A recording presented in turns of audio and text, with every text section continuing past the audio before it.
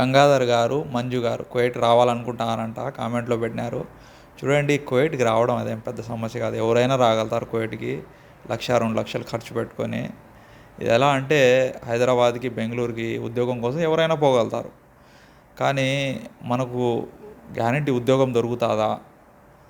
ఉద్యోగం ఇచ్చేవాడు ఎంతవరకు ఎన్ని రోజులు పెట్టుకుంటాడు, ఎంత జీతం ఇస్తాడు, మనం ఎక్కడికి వస్తున్నాము, ఇంట్లోకి వస్తున్నామా లేదా బయటికి వస్తున్నామా, ఇంట్లోకి వస్తే ఇంట్లో యజమాని ఎటువంటి వాడు, మనకు బాగా చూసుకుంటాడా లేకుంటే కష్టపెడతాడా, 2 సంవత్సరాలకు ఒకసారన్నా పంపిస్తాడా లేదా, బయటికి వస్తే మనకు రాకముందు ఇంటర్వ్యూలో ఏం చెప్పినారో అది ఇస్తారా లేదా, లేకుంటే మనకు ఎవరన్నా తెలిసిన వాళ్ళ ద్వారా వస్తామా, అంటే మనకు బెంగళూరులో హైదరాబాద్లో ఎవరన్నా ఉంటారు, ఏమరా మనం వస్తున్నాము ఏమైనా జాబ్ కొట్టగలుగుతామా అనేసి అడిగేసి అక్కడ పోయి అక్కడ రూమ్లో కూర్చొని జాబ్ ఎత్తుకుంటాము హైదరాబాద్లో కానీ బెంగళూరు కానీ.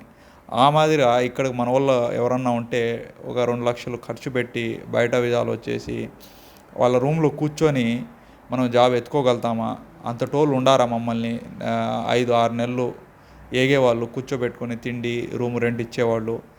ఇటువంటి అన్నీ కన్సిడర్ చేసుకోవాల్సింది ఉంటుంది. రావడం అనేది పెద్ద సమస్య కాదు. ఎవరైనా బస్సు ఎక్కితే హైదరాబాద్ బెంగళూరుకి వెళ్ళిపోగలుగుతారు. అక్కడ పోయిన తర్వాత ఎవరు రూమ్లో ఉంటాము, లేదా మనం ఇక్కడి నుంచే ఇంటికాడి నుంచి బయలుదేరే ముందు హైదరాబాద్ కానీ బెంగళూరు కానీ ఆన్లైన్లో ఉద్యోగం చూసుకొని పోతాడామా? అలానే ఇక్కడికి కూడా మనం కువైట్ రావాలంటే మనం ఏమన్నా ఆన్లైన్లో చూసుకుని ఉద్యోగం ఇక్కడికి జాబ్లో వస్తున్నామా, లేదంటే మనోళ్ళు ఎవరన్నా అక్కడ ఉండారా మమ్మల్ని చూసుకొని ఒక 2-3 నెలలు పెట్టుకొని ఉద్యోగం తగిలేంతవరకు ఆదుకునేవాళ్ళు, అన్నం పెట్టేవాళ్ళు, అండగా ఉండేవాళ్ళు. ఇటువంటి అన్నీ కన్సిడర్ చేసుకోవాల్సింది ఉంటుంది. రావడం అనేది పెద్ద సమస్య కాదండి. ఇటువంటి అన్నీ ఉంటాయి. ఇవన్నీ ఆలోచించుకొని రండి.